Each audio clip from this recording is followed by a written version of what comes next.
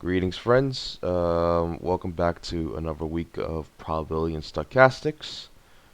Today we will be looking at homework 10, question 1. So it asks to gather from the lecture notes, pages 1 to 50, to collect the definitions and the simple properties of the following stochastic processes. Uh, They also want us to include the probability masses or density, mean, autocorrelation, etc. In this review, I'm not really going to be going over the probability masses or density, all that stuff, but I will mention it if necessary. Other than that, I'm simply going to be explaining the definitions and basically my understanding of these processes outlined right over here. So A, we have a Poisson process. So there's a 3 steps that we're very familiar with. We have like a number n t1 t2 of points and ti an interval of t1 to t2 of length t equals t2 minus t1, and then that's the Poisson variable with a parameter lambda t, and it's described into this formula here. 2, we have random variables nt1 and t2 and nt3 and t4. They are independent if they don't overlap. And during the time moment t, there's no more than one Poisson point. So what the Poisson process does is it just basically this formula is very useful in a way that it describes a process where longer the time, uh, we expect something more to occur. Like, say if it's like a bus or something like that, we obviously would expect more buses to show up if we wait longer. Uh, so that'll be it. For B, Poisson increment, it's defined as y at t equals x of t plus epsilon minus x of t over epsilon, and x of t is the Poisson process. This formula kind of looks like a really familiar. It's like that simple derivative formula back in calculus. So basically, it's like the precursor to the Poisson impulse process. Letting epsilon approach 0 causes like these impulses here in the processes. The Poisson increment will also describe a stretch of time rather than a certain point of time. Like say if they're asking how many buses will show up within like 2 hours instead of just a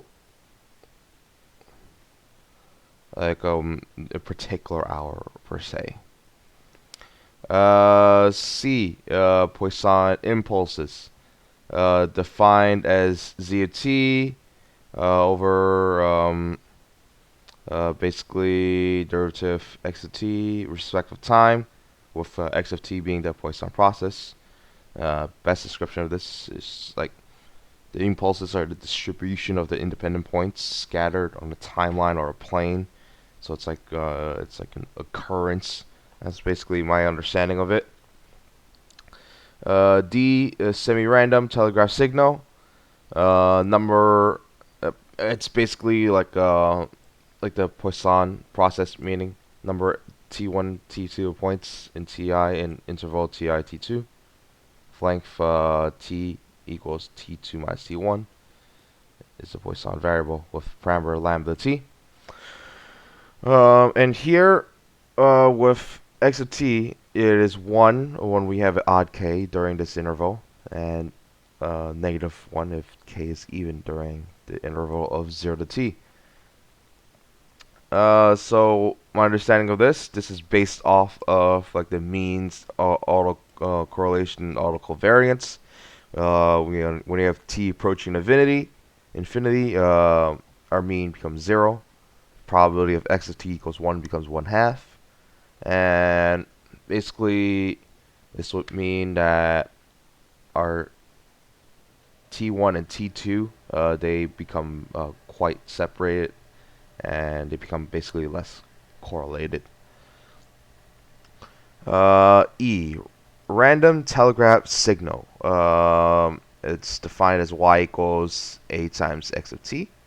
We have probability of a equals 1 and a probability of a equals -1.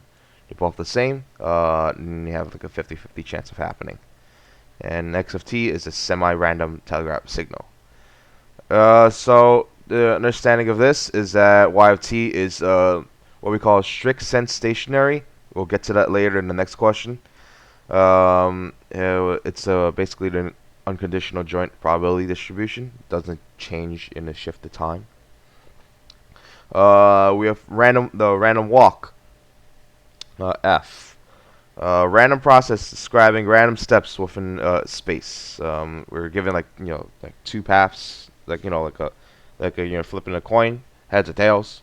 That there's like a 50-50 chance of it happening, and it's modeled as x of n times t equals ks minus n minus k times s, and the whole you can simplify it to this here. Where n is like the amount of paths taken, k is like and k is like one of the paths taken. I'll call it path 1 per se. Basically over like a long stretch of time, you let time go into infinity and all this, you have the Gaussian density. It's like a nice even spread of everything. Lastly, G, we have the Wiener process, defined as W of t, with a limit of x of t. If t goes to 0, s of 2 over t goes to alpha, and n goes to infinity, where x of t is a random walk.